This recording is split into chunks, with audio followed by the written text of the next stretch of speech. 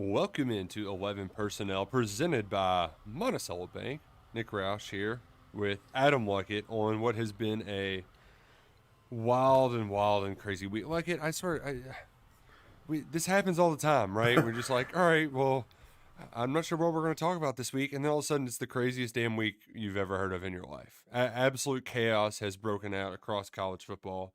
And I love it. It's fun, but I, I thought this was going to be the week where we would exhale a little bit and we'd spend 20 minutes just talking about the NFL games.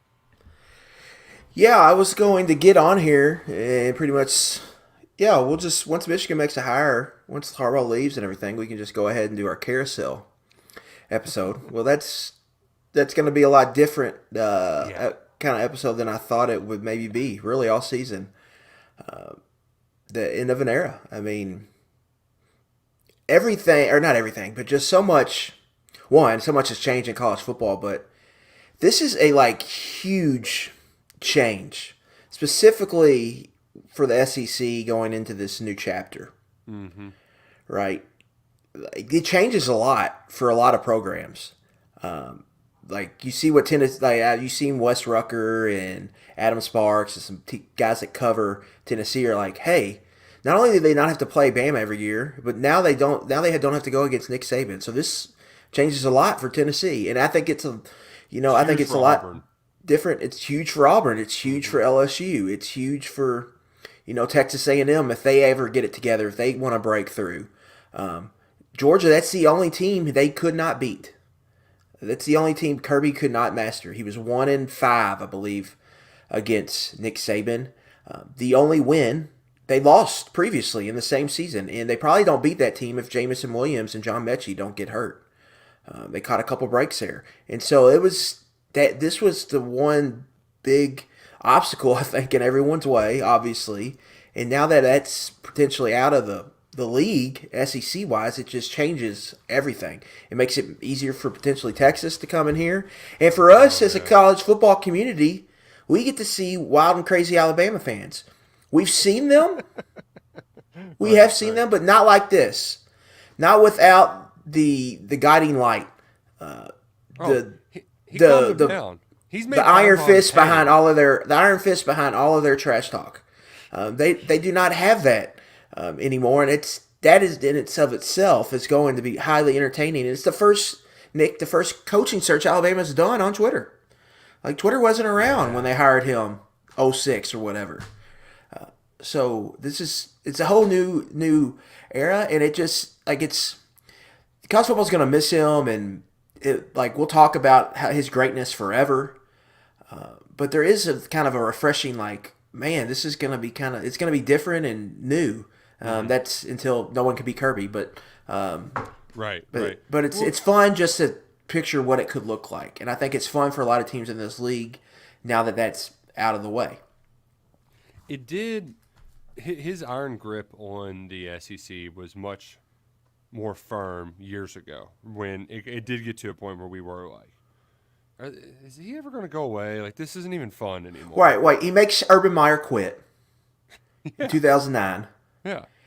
And it was just we were right. He had a death grip on the conference for a long time there, and then Kirby Smart left, and it kind of looked like, oh, maybe he'll get him, and that never he did, but he didn't. Like they became this great program, but they still struggled head to head against Alabama, and you had a couple teams would rise up and have historic years, Auburn, LSU, but he might have had a lot to do with that with those Mm-hmm. teams having those years because they had to push the envelope to get that high because they were chasing a megastar, an absolute freight train rolling downhill. So and it's gone, it's over. I mean, Nick, you just go to his Wikipedia and just look at the graph they have in there that has all the years charted. I mean, it's They, just an they incredible run he had. they averaged 12 wins a season. Averaged. Yeah. That includes the bad years, right? I mean, that is unbelievable. And I'm not going to try to be redundant here because plenty of people have heard all of the odes to greatness with Nick Saban, but the one real bit I think the biggest winner here has to be Hugh Freeze because Auburn is not an like that place is a nut house. Like their highs are the highest and their lows are the lowest. And when he came in there, you were like, who wants to go to Auburn when Georgia and Alabama are just playing murder ball right now with the rest of college football? Like that, there's no, it's the dead end, right? There's no way out. And he even mentioned it last year at media days. Like basically, my tenure is going to be decided in my first 2 recruiting classes. Well, he got a damn good recruiting class, and now that Saban's gone, we already saw 5-star Ryan Williams, wide receiver. He decommitted, and there's crystal balls for him to go to Auburn. Hugh Freeze still needs a quarterback there, but if he can find one of those, like, all of a sudden there is a light at the end of the tunnel that they didn't see before. Some of that comes with hanging tough in that game too. It's a rivalry; it's always going to be close there. But this power vacuum, it's all happening when Texas and Oklahoma come in too, right? There's a lot on the table. Unfortunately, Auburn is on the schedule next year, though. I don't like that. I was kind of like, there was a moment when people were like, oh, Lane Kiffin, when it initially happened. I'm like, oh, man, I would love to see chaos erupt in Oxford before Kentucky goes down there. That would be nice. But it might actually backfire because Kirby Smart, who's on your schedule next year, it might make him stronger, right? Like all these teams that have something to gain, like there's opportunity now that previously wasn't there. And the weirdest part of this all, Luckett, is in my mind, like the timing makes sense just from we've seen a lot of guys who probably would have gone an extra couple of years, but the nil and transfer portal, they were just like, this is too much. I just need to stop now. Coach K, Roy Williams, Jim Boeheim, like those were older guys. I know it's a different sport, but they got out of it early, probably a couple years earlier than they would have liked to because the portal and all that just made their lives crazy. This plus the 12th team plus the Oklahoma and Texas, like there so much change was happening. The timing was right from that standpoint from Saban. But this is the only time he doesn't have an obvious choice sitting there at coordinator just waiting to step into his job. Probably like if you went through his Rolodex, maybe the second time in 17 years there wasn't just an obvious answer on his own coaching staff. Yeah, I think for that it's a little bit of bad luck if you're Alabama because of that situation and how it developed.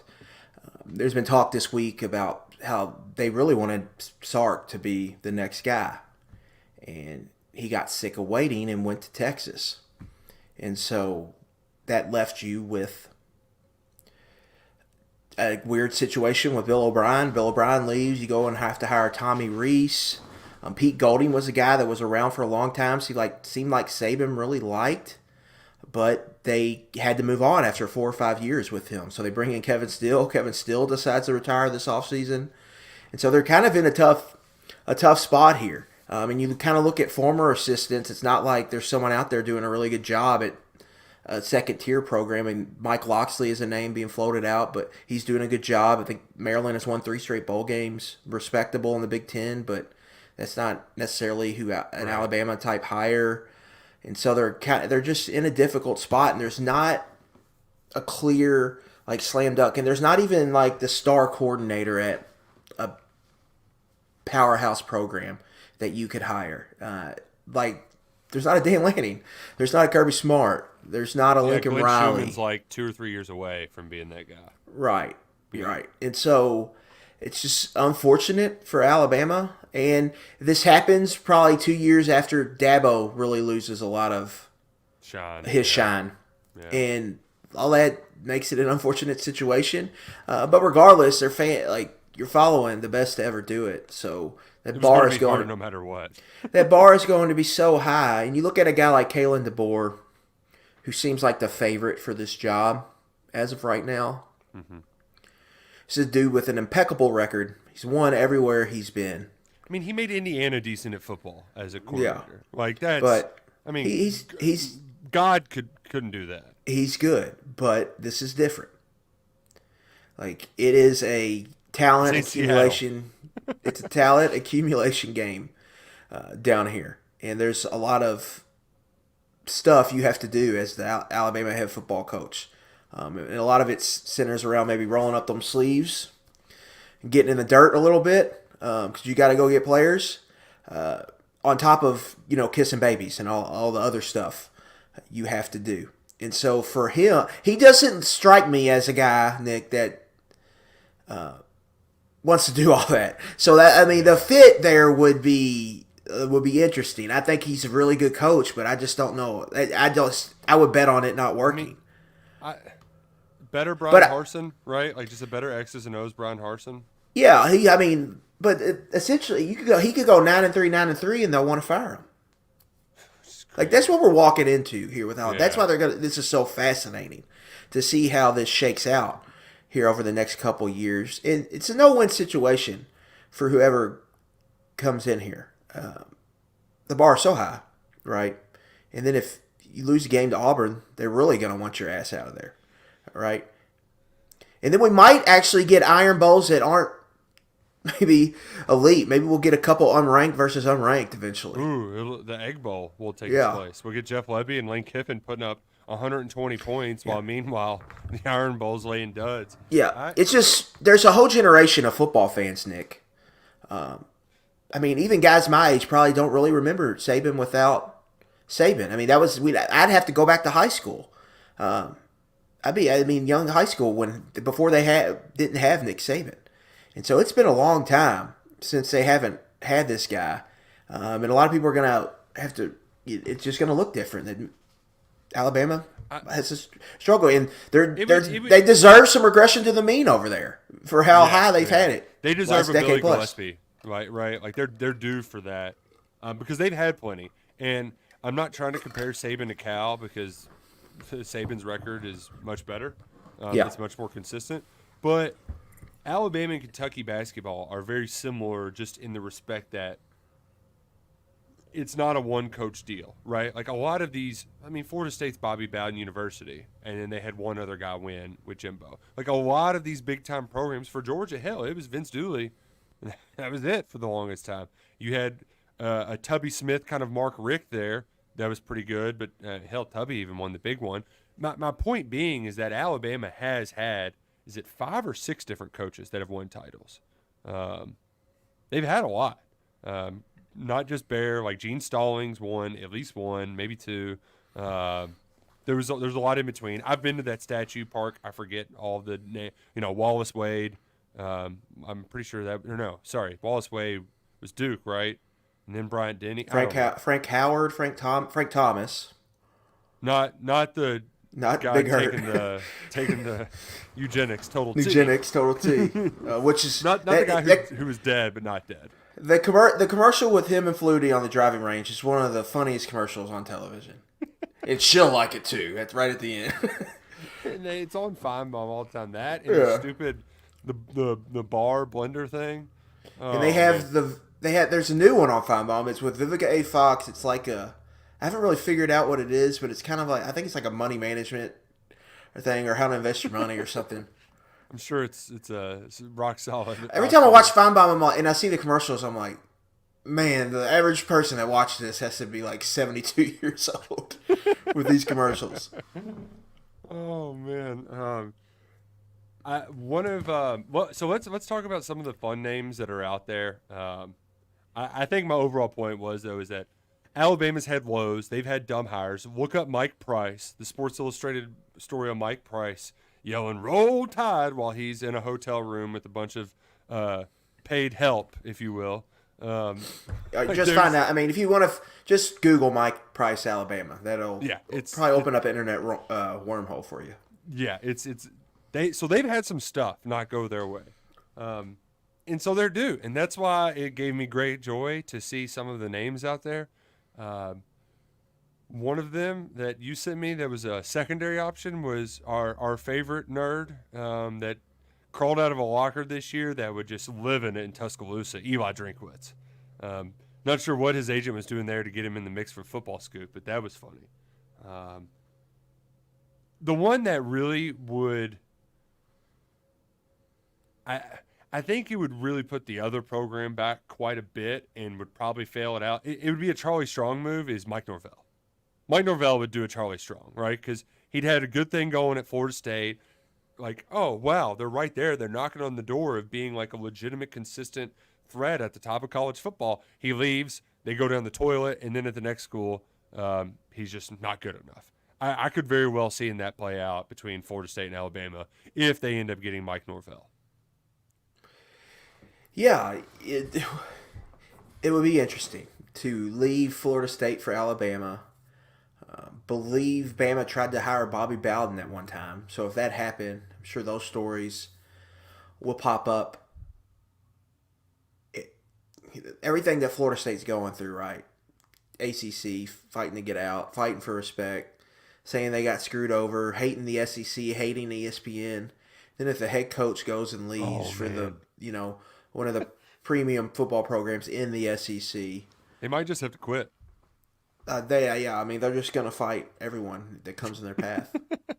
And then their offensive coordinator got suspended tonight for 3 games next year. They've got some violations coming their way for basically the coach, their offensive coordinator, Alex Atkins, and one of their collectives for having illegal contact, I believe, when Georgia tackled Amarius Mims. There was that rumor whenever he almost transferred and ended up staying at Georgia. He's going to be a first-round pick. He's going to be like the second or third tackle off the board in this draft. They tried hard to get him. They didn't get him. And that appears who that's regarding. And so they're in trouble for that.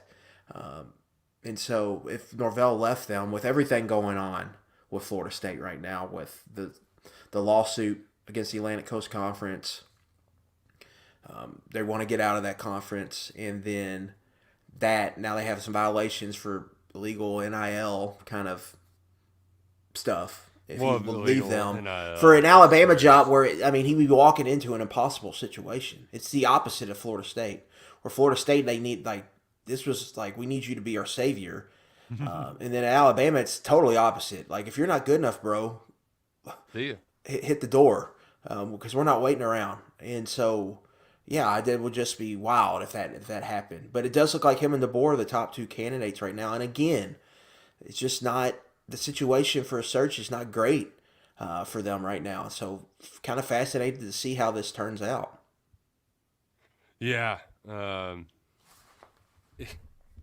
That dynamic is wild. It would also just further denigrate the ACC, which I'm all for.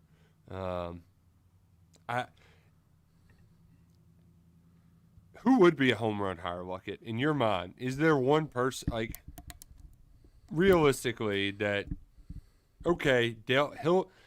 this person will keep Alabama not at Saban level, but will still make them competitive and win the SEC and a playoff team every other year, a Ryan Day, if you will, right? Because that's kind of what Ryan Day's been at Ohio State. It's he's either going to win the Big Ten or come in second every year.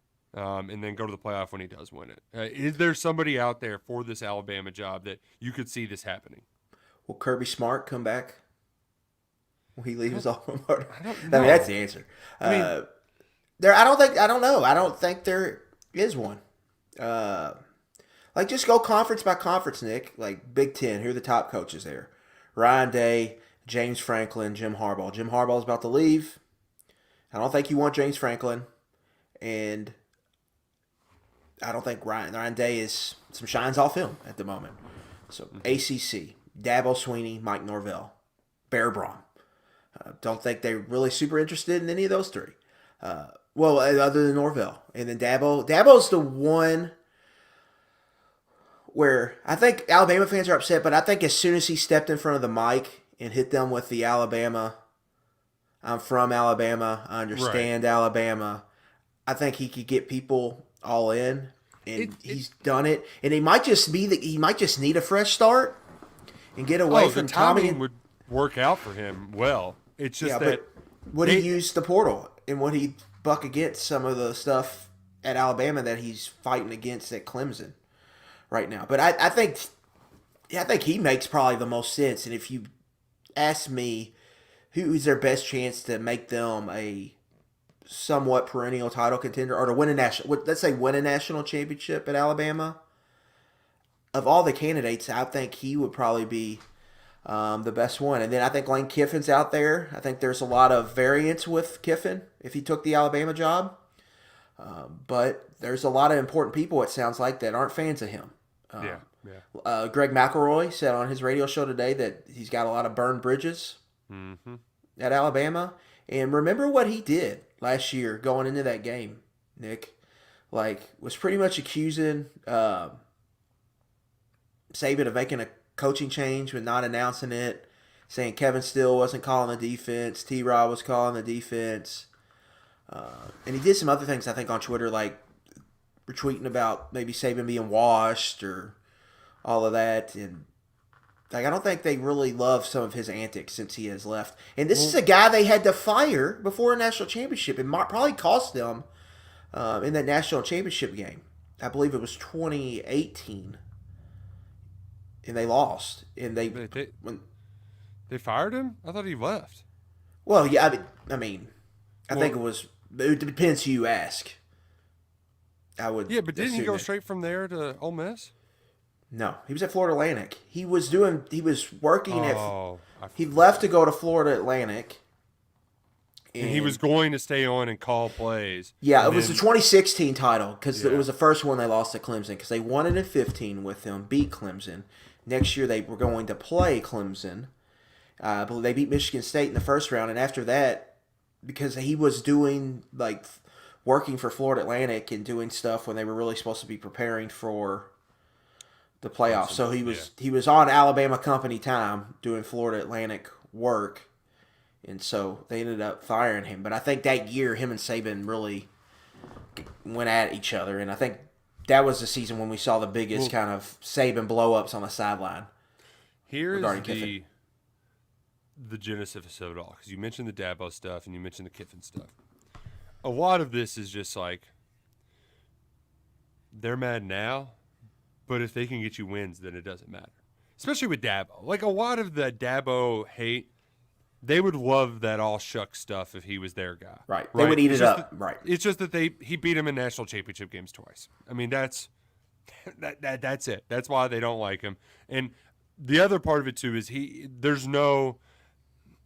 Dabo can do his holier than thou transfer portal stuff if he wants this job, and then it comes down to how bad do you want it? Yeah, because they're not going to stand for it. Right. And also, you can't. I mean, you just can't win at Alabama if you don't do the portal.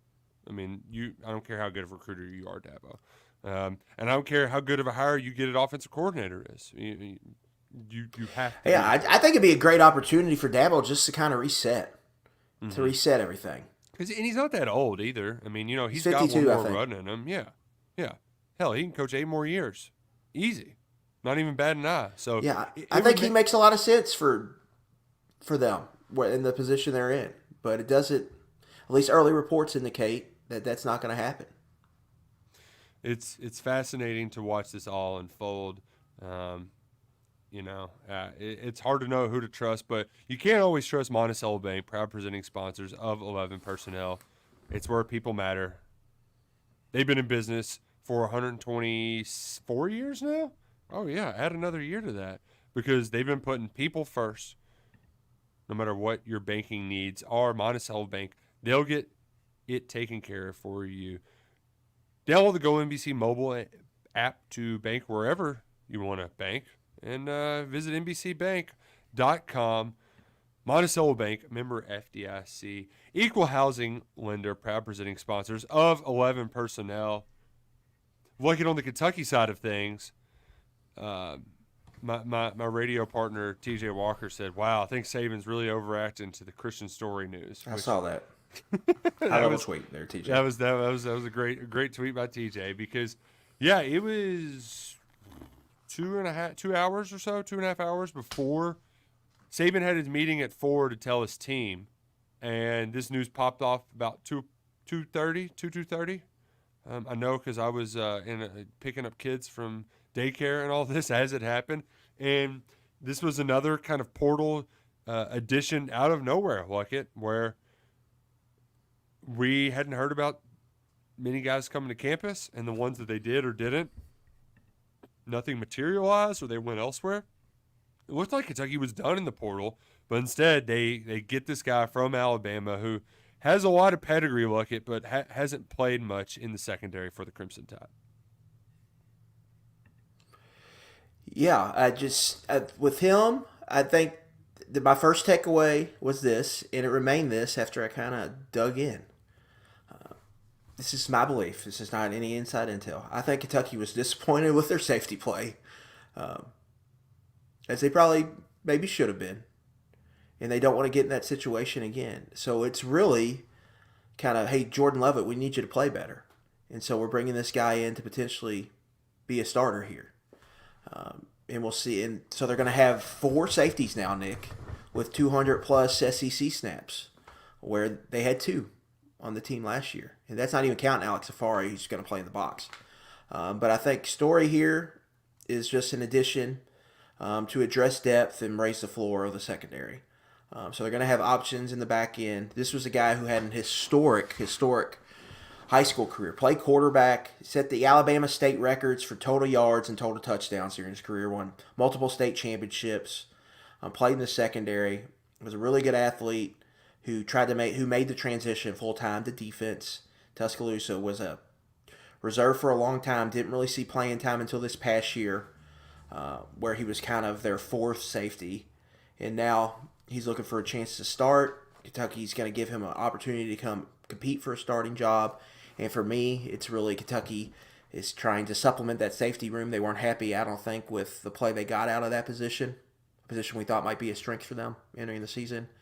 And so now they're looking to add to that and to raise the floor of that position.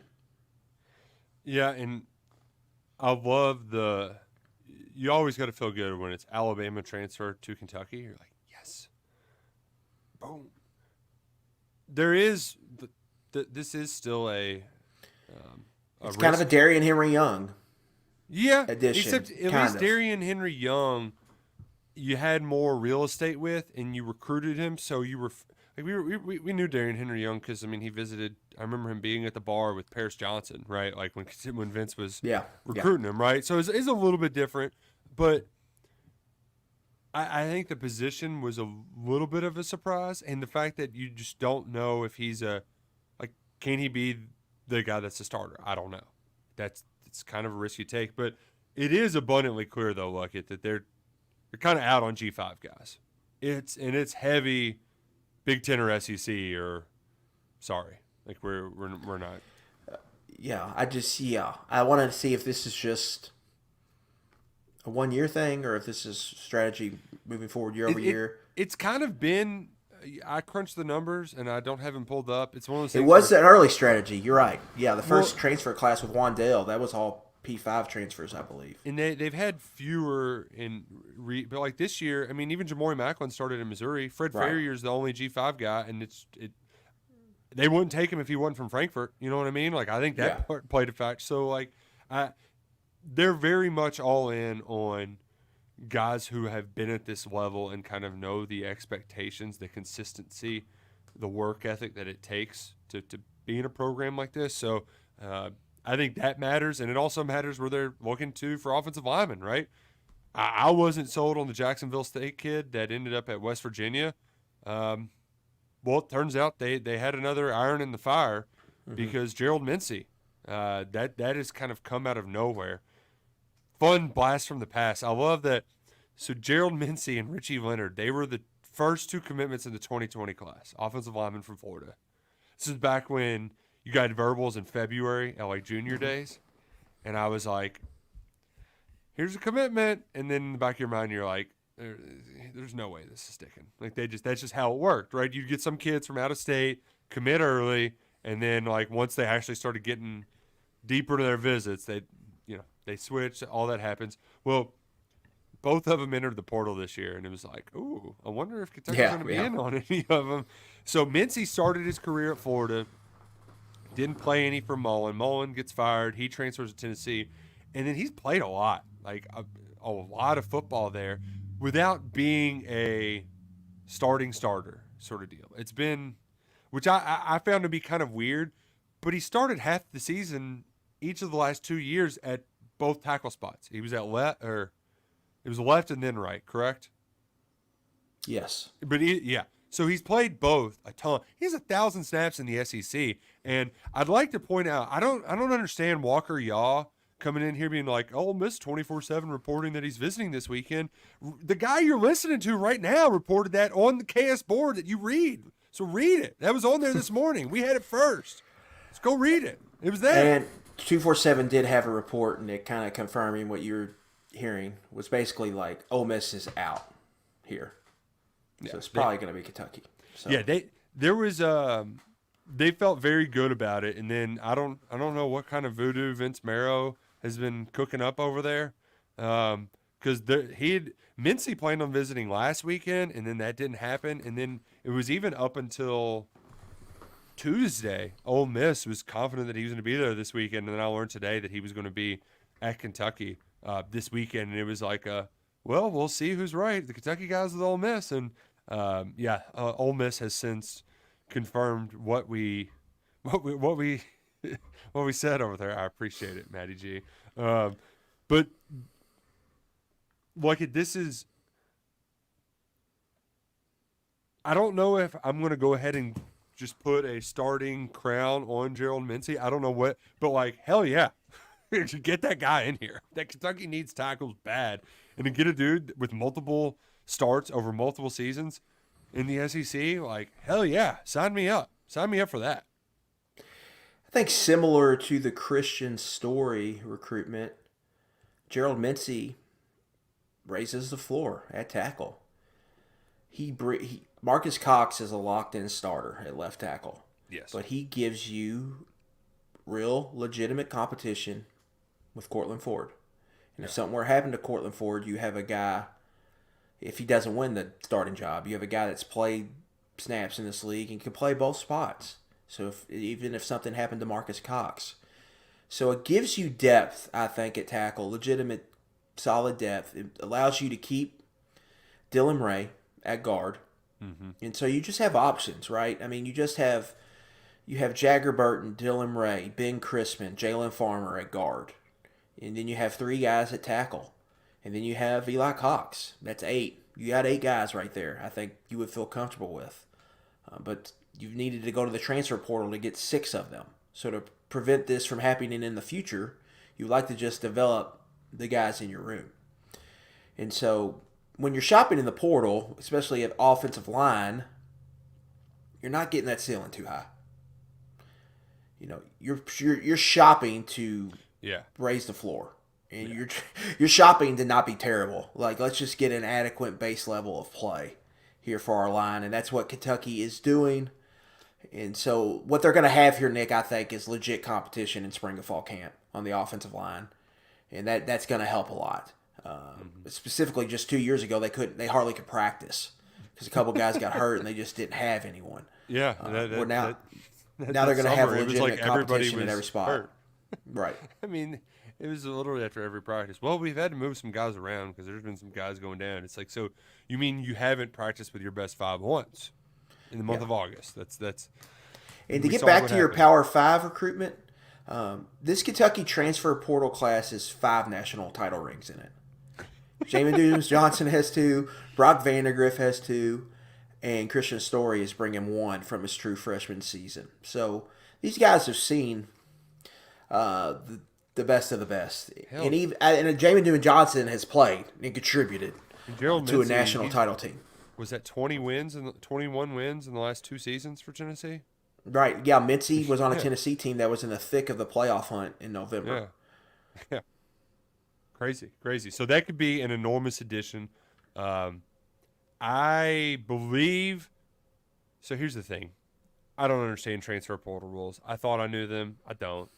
I think he'd have to commit by tomorrow, but it might be different for grads. I don't know. It just, there are no rules. I don't understand it. But first rule of transfer portal is there are no rules. Oh gosh, there really are not rules. And you know what? There also are not rules at new sponsor alert. Big fan of this new sponsor that's joining 11 Personnel here for the next couple of weeks. Like it. I don't know about you, but I'm back on my fitness bullshit, and I'm loving what Refocus Fitness is offering, because our friends here at this gym in Lexington, I know there's a lot of different gimmicks and stuff that people try to get you to sign up, to get you to use their gym. Refocus Fitness, great location, easy to get to from a lot of places in Lexington, right by the Aldi, right by the Fayette Mall, off Nicholasville Road. It's a gym that has 24/7 access. And my wife had a gym like this in her hometown where you can, anytime, night or day, you just, all right, I need to get on the treadmill. I can't go to sleep. Boom. You don't have to worry about that. And another part that's great too, they limit the memberships there. So it's not going to be crowded, it's not going to be crazy, and they offer personalized training at Refocus Fitness where the consultation is completely free. And hell, you can work with small groups of 3 or 4 where you're on a daily routine, right? Or a 3 or 4 day week routine where you're working with people kind of like in your lifting group.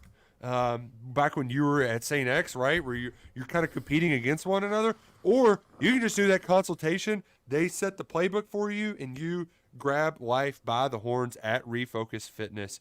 Visit them right now, refocusfitness.com. No contracts, no hidden fees, no crazy startup costs. Check out what they've got to offer for you today and get back on it. Hopefully you can get back on the treadmill, on the elliptical, whatever it might be. I'm on the bike now. Hopefully you're watching us, enjoying us, and give us check out Refocus Fitness today. I'm jumping out of order, Peak. I'm going to apologize because I want to end with Wild Card Weekend. It makes me excited. But we were discussing the transfer portal, and we mentioned it briefly, but I saw some more transfer portal flips happening that wasn't a thing until recently. Louisville was on the right side of a couple and on the wrong side of a couple too. The Ball State tight end they were really high on, he went back to Ball State instead of going to Louisville. But then they got a big kid from Tennessee. So there's a lot going on Floyd Street right now. Yeah, and then they lost Jalen Kimber today. Original Georgia corner transferred to Florida, transferred again, committed to Louisville. Now he's headed to Penn State, along with A.J. Harris, also committed to Penn State today. Yep. So, yeah, there's a lot of action going on over there, Nick. Louisville's going to add 30-plus transfers this cycle. They're already over 20. They're like 22, 23. They're taking dudes from Tuskegee, but they're also taking dudes from Alabama, 2 secondary players from Tennessee, 2 players from Texas Tech. So across the board, they're taking a guy from Kentucky, right? Yeah. Isaiah Cummings. They are taking 30-plus. And I may or may have not became a radio topic this week on some Louisville radio shows that aren't KRC affiliated. Was it Strebel's show or was it Diener? I don't know if it was Diener. But I was Diener put in the penalty box. So friend of the program told me that I was a topic on Mark Ennis' show. I love it. The other day, and Mark's also a friend of the program, so no hard feelings. But I went on Twitter, I think Tuesday, and I basically called Louisville a portal program, and I said Jeff Brom is punting on high school recruiting. Is that a false statement? No, fuck it. I mean, their actions are saying it. I mean, I don't. You know what the tell's going to be, Nick? Here's the tell. There's a kid at Louisville Male. Yeah. An interior offensive lineman. South Carolina's interested. Louisville, Kentucky, some others. Spike Souls. Yeah. You know, he's a 3-star prospect. So it's not like he's this huge guy that's going to blow up. But I think it's going to be a guy that Kentucky and Louisville are both going to want. We'll see how all that plays out. But if it is, we'll find out how tied in. Might be connected. I know his dad played at IU, but I think there is some connection there to U of L. Here's the point I was trying to come across. I don't think what they're doing is wrong necessarily. I have doubts that it'll work long term if you keep portaling 30 guys a class. But you looked at their recent recruiting success since they've gotten in the ACC. It's not been good. They're recruiting like most ACC schools in the 50s. Yeah, and so this is a way I think for them to gain on their peers. And so I don't fault them for doing it. And this trend started Satterfield's last year when he went out and got Tyler Harrell, when he went out and got Tyon Evans, went out and got Jarvis Brownlee and some other transfers for them. They were like, oh, this is successful. Louisville has NIL money. Most of that, Nick, is going to portal players. Yeah, not to the high school. Like They had one class, and it was Steve Clarkson driven. Yeah. They got some help from Adidas, probably from Steve Clarkson. And then now, all their money is tied up in the portal. So the reason they're having a good portal class is, one, it's quantity over quality. A lot of times they're one of 3 or 4 schools that are looking to add 30 players from the portal. Most of these schools don't want to add 30 players. No. And so that's where all their salary cap is focused. I mean, the signs are there that's how they want to do it. And so that's what Louisville is doing right now. So when you see, I think there's some people on K Sport even that are like, why is Kentucky doing what Louisville is doing? But that is a choice. Kentucky's not doing that because they have Jacob Smith, they have Gerard Smith, they have Brian Robinson, they have Ryan Nichols in their high school recruiting class. That's why they're not going out and spending they have money they're spending on transfers. We need, but to go they get don't have edge. it's not as centralized focused on that. They're spending money, their NIL money on high schoolers too. Got to get an edge. It's like, yeah, they're in high school. They're not in the portal, right? Like, not everything has to be portal driven. And I've had my separate fights with people over Louisville and their portal behavior. And look, I know very well that their primary focus is on portal players. They're prioritizing that. That's me putting it very nicely. I also know very well that it worked pretty well last year. Yeah. Is it going to? But they're doubling down, right? Is it going to work? And the biggest issue that I worry about for them, like personally, because they're my family, I like them. Losing the developmental pieces is big. Like, losing Kevin Coleman is huge. Amari Huggins, Bruce, like those. Why run those? Those aren't guys that should be running off, right? Like, that's where you get into it can really strain you. Yeah. Because you're building a team with free agents, and we saw it last year with Kentucky, where like part of their big problem is the lack of culture. Because they're in a mercenary culture. Like, it's very difficult. So from a long-term basis, like a lot of the angst, I think, from Kentucky fans is just the like, look what they're doing over there. Like, there's a lot of short-term bump you get from all that. But like, I go back to each team's first edition, and I would never trade Brock Vandegrift for Tyler Shuck. And are they going to be wondering if they would trade Jack Plummer for Tyler Shuck? It's fair. And the other part of this too, if they're doing this method, are they ever going to be able to get a good quarterback in the board? If they got to spend all this money elsewhere, it's a salary cap game, right? Like, I don't know how is it ever going to be possible for them to spend big on a quality quarterback, or is he just going to be having to coach a bunch of Jack Plumbers year after year? Yeah, what does he want? But I think what Brahms said publicly, Nick, you can confirm this for me or agree with me if you want, but he said there's a lot of pressure on him to win right away here. He doesn't feel like he can take a 5-7 year. That's true. And so the best way to do that, man, is to just portal. And there's a balance you have to have, but they are very much leaning into it as hard as any program in the country. They get compared with Ole Miss a lot, Nick, and they're more Colorado than Ole Miss. Ole Miss is going to sign 18, 19 guys. They're doing a lot of portaling. Maybe they could get up to 20. But Louisville's going to be up there with Colorado, like 30-something guys. And they ended up getting up there last year. They were around 16 I think 16, 17 after the winter portal. And then the spring they added like 10 more guys. And so to me, I'm looking at them, and if they lose players, they're probably just going to portal some more guys in. So they're not going to be done in the spring. And a lot of this reaction, it's almost like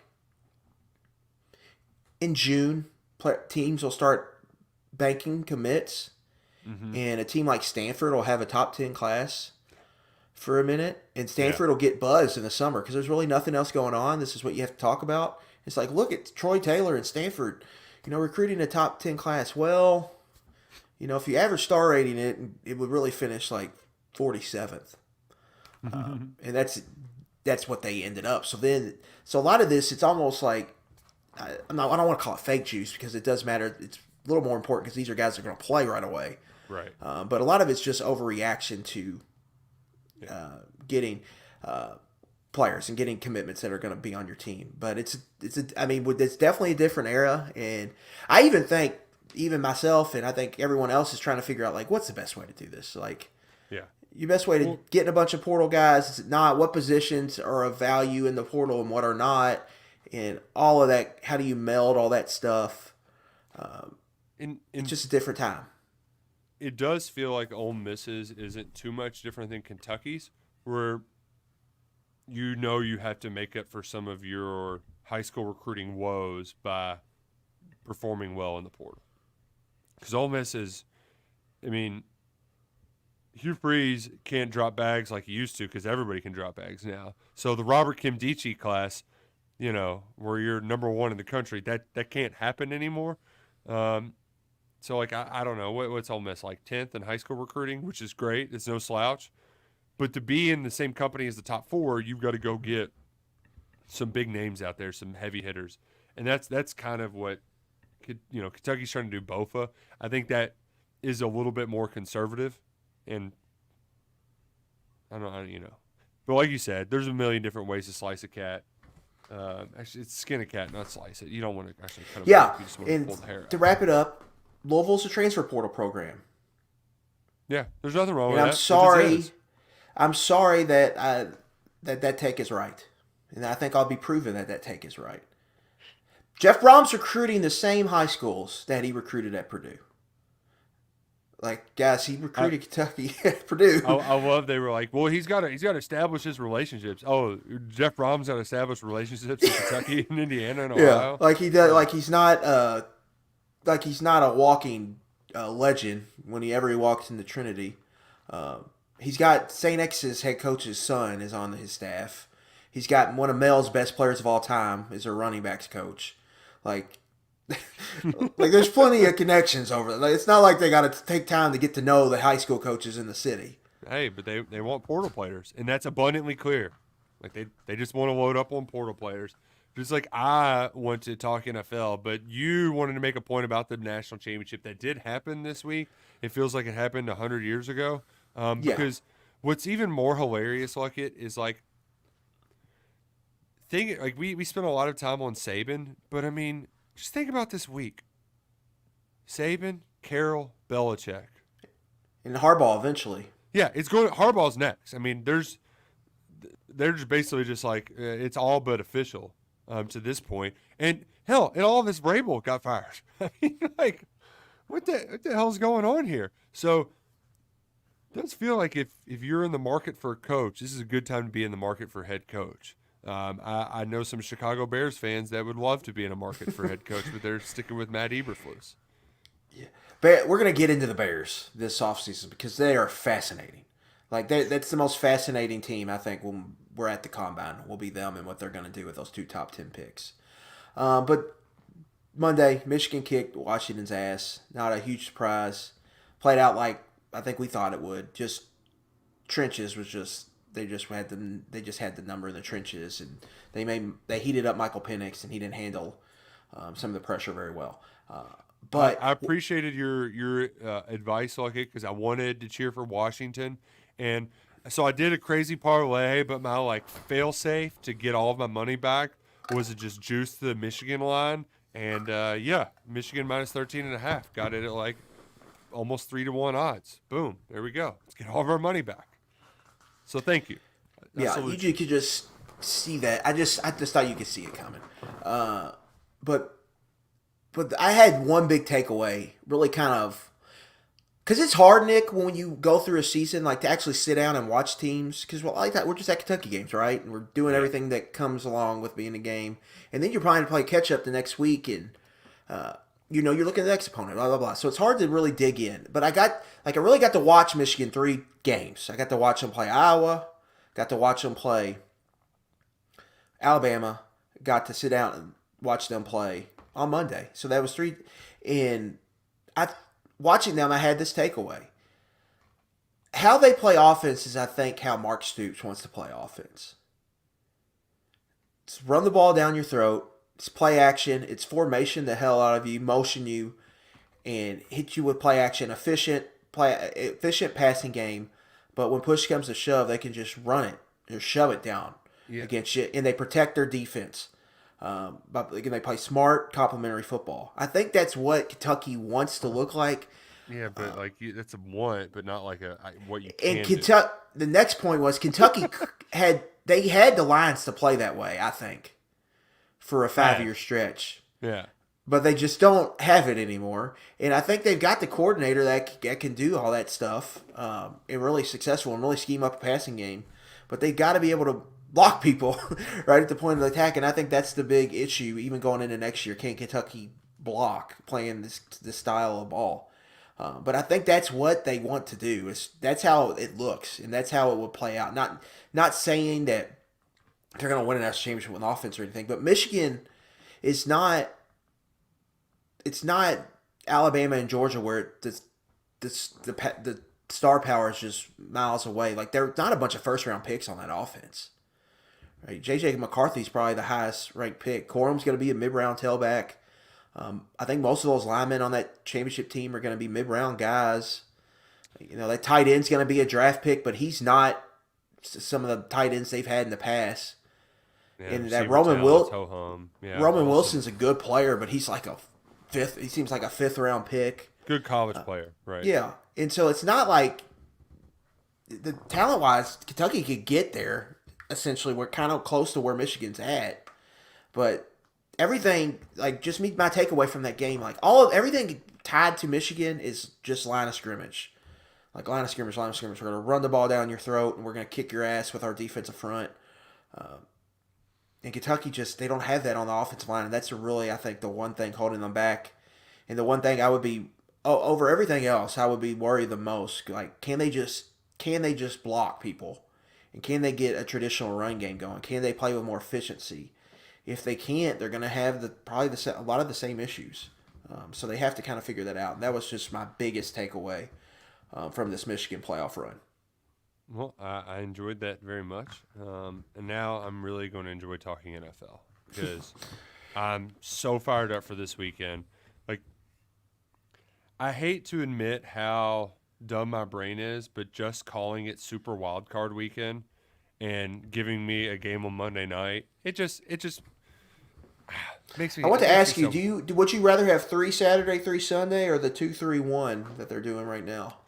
I think I like the 2-3-1, and it's mostly I like it even more so because Buck and Aikman are on there.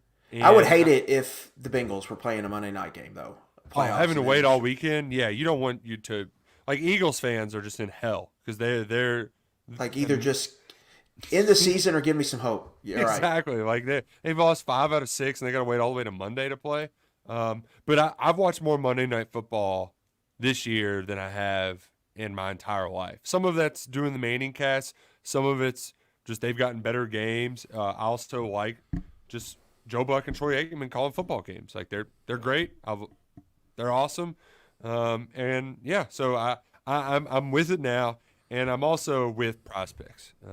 Prize Picks, you know it. It's one of the best daily fantasy sports ways to get in the action. You can do it today. Sign up, promo code KSR. They're going to match your first deposit 100% up to $100, and look it.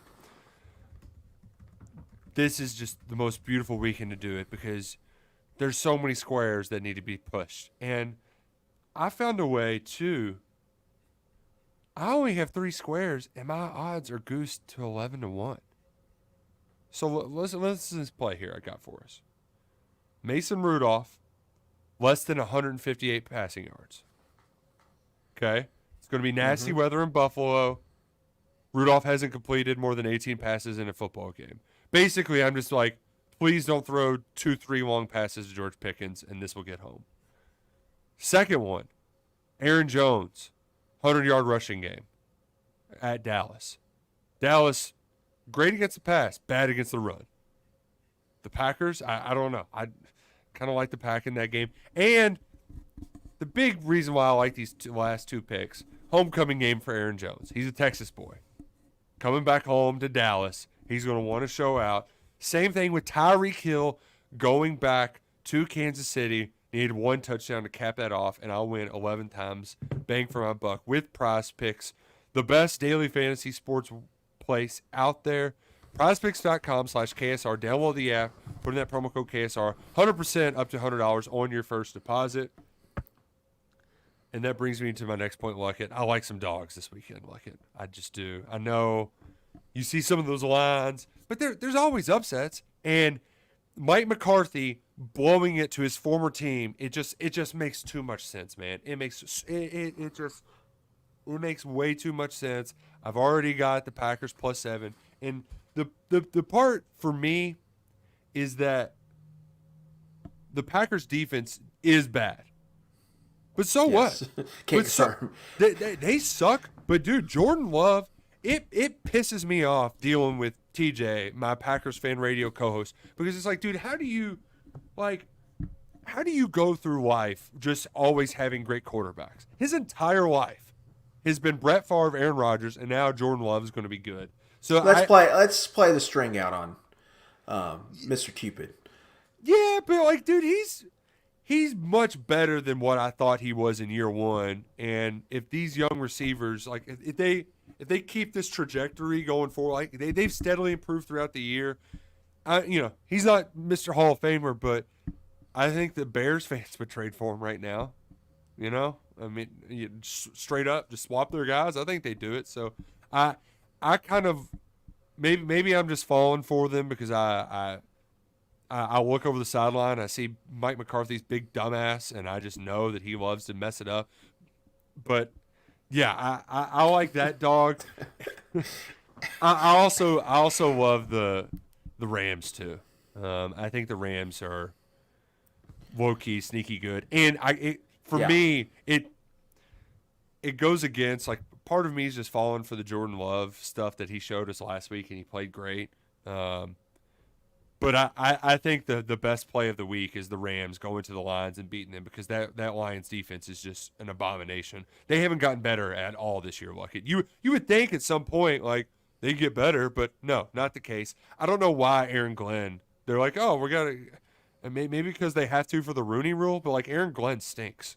That defense is bad. I don't know how they haven't gotten better, even though they have a pretty decent pass rush and a pretty decent front seven. They're terrible on the back end. Yeah, so for me, I think it's a working principle I usually have in the playoffs is if one team has a clearly better quarterback than the other team, probably bet that quarterback. And the one game that really jumps out this weekend is Texans-Browns. Like, give me C.J. Stroud at home catching points over Joe Flacco. And against the defense that plays a lot of man. Yeah, but Joe Flacco's elite though, Luckett. Okay. Okay. We're gonna see Lamar call Joe Flacco elite. I think Ravens fans just fainted when they heard that quote. Yeah. So I like the Texans there. Other than that, I really don't. I think the Lions stink this week. Cowboys are a wagon at home. Which is why it'd be perfect for them to lose at home. Like, seven's a weird the Packers number. got their number. I think you're right. I think you could be onto something. The Packers either win or the Cowboys just pistol whip them. Yep, true. Like they've done every team at home except the Lions, and the Lions should have won that football game for an absolute officiating catastrophe down there in Dallas. Lions-Rams, it's a tough draw for Detroit. The Rams are playing really good football, specifically on offense. Stafford's hot. Nick Puka and Cooper Kupp are awesome. They've got that run game rolling. But the Rams have got a bunch of Joe Schmoes on defense. And the Lions have weapons all over the place. So I kind of like – I need to look at that total. I think both those teams are going to Because Both I those was teams are going to score. I was leaning this way too, like it. I waited because do we know Sam Laporta's status? 'Cause I think he's he's big. going to try to play. So the only reason why I didn't jump on it immediately is I've had some bad luck with overs as of late. Like I Yeah. played more overs than I'd like to. But they're 51 not and a half just doesn't seem like a lot though. But I Right? think 28-24 gets you there. people are talking about the Lions. Like Laporta's awesome, but Yeah. he's not even their he's not their number one target. Like Amon St. Brown is their best receiver. But it feels like he's their number one red zone target though. Yeah. Him and Jameer Gibbs. They're going to be able to do some stuff. Ben Johnson's a really good offensive coordinator. I think they're going to figure out. Dan Campbell is going to have that team ready. They're going to be juiced. Yeah. I'm not walking to the window and betting against Dan Campbell in this spot because that team is going to be ready to fight for and 60 they're minutes. their old quarterback. I mean, And that building place is going to be on fire. So I'm not. Yeah, I hope they win. I'm going to be cheering for them. So I'm not. In the Lions, Nick, have been a cash ATS machine with Dan Campbell the last really year and a half. Their record, I don't have the top of my head, but it's really, really good. So I'm not going against them, but they do have the Rams got the better quarterback, so that would scare me in this game. Eagles Bucks, good luck picking that one against the number. I like the Eagles there, but how do you go to the window and bet that team based off what we've seen? And then Bills Steelers, go Bills. This is another one like it that I love, and it's dangerous playing it now, so you might want to wait. But we've got it's a weather game, right? Yes. And Steelers plus 14 is the play, or whatever the line is, plus 10, whatever plus the 10. line is. Yeah, they're TJ Wattless, but right now we've got 25 sustained winds, 52 mile per hour gusts. It's going to be a 7-degree wind chill. The last time this kind of weather happened, we had the Mac Jones game, right, where he completed 2 passes, or was it just attempted? Yeah, completed 2 passes, and they won. What was it 10-0, 7-3, something like that? It was ugly. But so under, it's a gross under, but 36.5. And also just any under Mason Rudolph props, just whatever. Just we saw some of the pumpkin Mason Rudolph last week, the 2 sack fumbles. You know he hits the one pass to Deontay Johnson on the 3rd down. That was a long explosive play, but we saw some of that. But yeah, the weather is. If I was a Bills supporter, I would be disappointed in this weather development because straight up, if you play the Steelers. Crush them. Without TJ Watt. Yeah. Speaking of spread splits, they're out there if you want to find them. But the Steelers with Watt, you would make money off that enterprise if you bet it blind. Mm-hmm. Steelers without Watt, you would be homeless if you bet that blind. So that's a big difference maker. That's big that they don't have him. But it's different if it becomes just kind of a run game. And so that one is fascinating. Like I said, the lines stink this week. To me, Nick, it's almost see if the team that you think is going to win falls behind, and then see what the live spread was. Last week for me, I got Jags plus 8.5. I believe in the beginning of the end of the second quarter, beginning of the third quarter.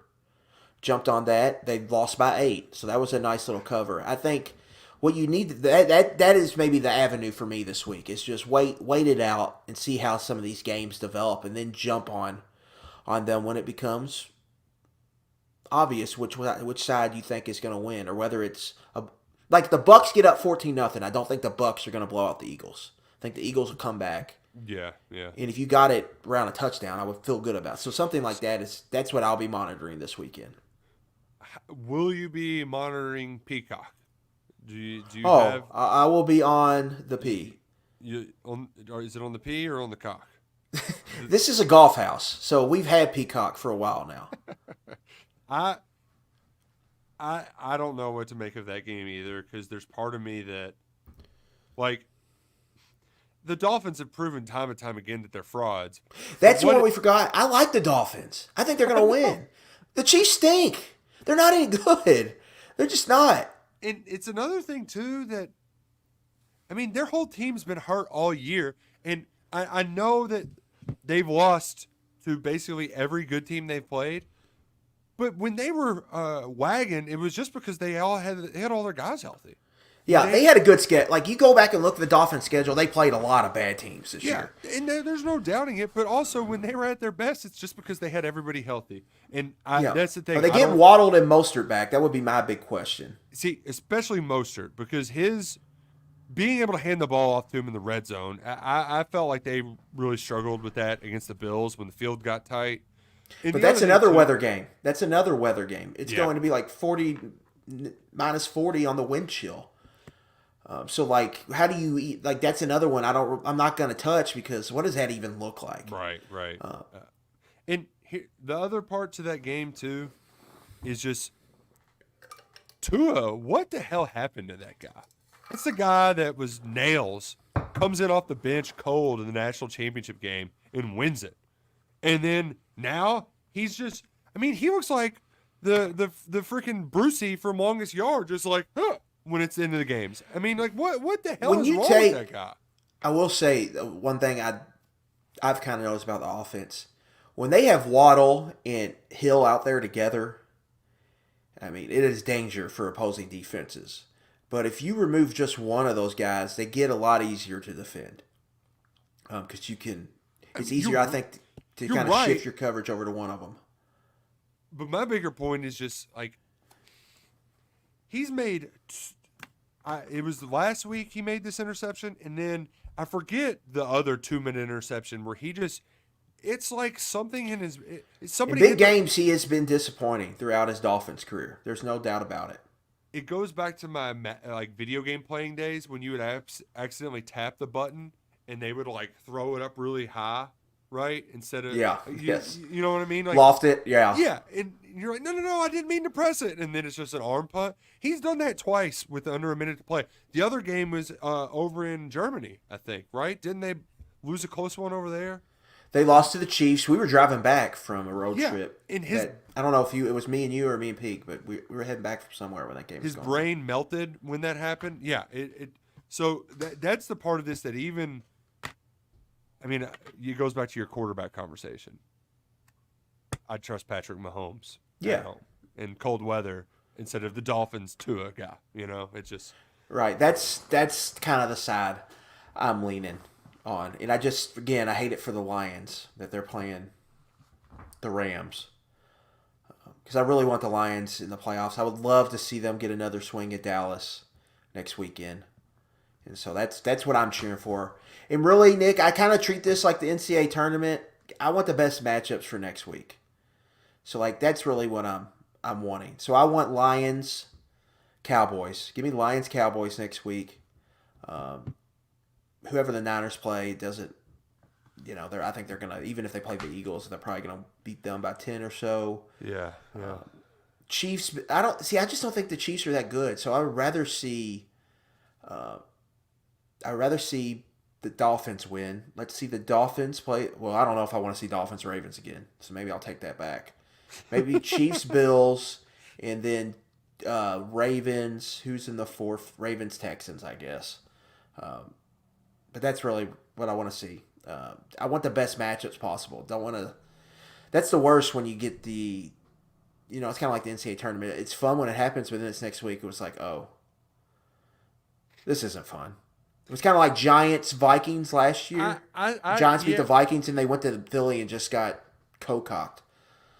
I care about it more in the conference championship games. The year that we had, it was Tom Brady, Blake Bortles. Who were the other quarterbacks? It was Nick Foles and Case Keenum. Yeah, I mean I care more about that weekend. I enjoy this weekend now more so than the divisional round, because I do think the 1 seeds have such a. There's going to be a 1 seed blowout. Adding the extra game has been fun. It's been fun. Adding 2 more games to this has been fun. You can't tell we're really excited about it, especially this guy in particular. And unlike the NCAA tournament, though, I can actually bet every single one of these games. I'm not sure where we're leaning yet, but you're probably going to talk me into Texans, and I might just have silly amounts of wagers on the Lions game because that one's going to be fun. It's going to be fascinating. I'm very excited for it. I also salute whoever put the Texans on the early. Texans Browns is the perfect Saturday early wild card NFL game. They have been in the playoffs, I think, 10 times. Every game has been the 4 o'clock Saturday. It used to be ESPN. This year it's NBC. But Bengals played them twice, and I remember thinking, like, man, they're in that slot a lot. And then I saw someone tweet out that it was their 10th time that they've been. That stadium has never had a night playoff game. They've never hosted a night playoff game. And they've been in the playoffs a ton. A ton of playoff games, yeah. Oh, man, it's crazy. Well, this has been a crazy And another thing I realized, Nick, the Monday night football game apparently has to be a 4-5 matchup. Like, it can't be a 2-7 or a 3-6. It has to be a 4-5. Interesting. I didn't know that. So I guess it's a reward for the higher seeded teams that they don't have to play on a short week. Rest. Yeah. Huh, makes sense. Whew, man. I'm fired up. I'm excited. I appreciate y'all joining this. I'm going to be all over KS Board, maybe a couple beers deep, talking about these games all weekend. Hope you'll join us. Hope we get a Gerald Mincey commitment in the next couple days. So keep your eyes peeled for that. Download the On3 app and have your notifications on to make sure you know exactly when it happens. And this has been fun. Which, by the way, we're on a Thursday. We're going to be here almost every Thursday night moving forward throughout the offseason, with a couple exceptions. When Kentucky basketball plays on Wednesday, we'll change things up. But, hey, we'll let you know. We'll keep you in the loop. But we appreciate you joining us. Till next time, go Cats and go Kroger.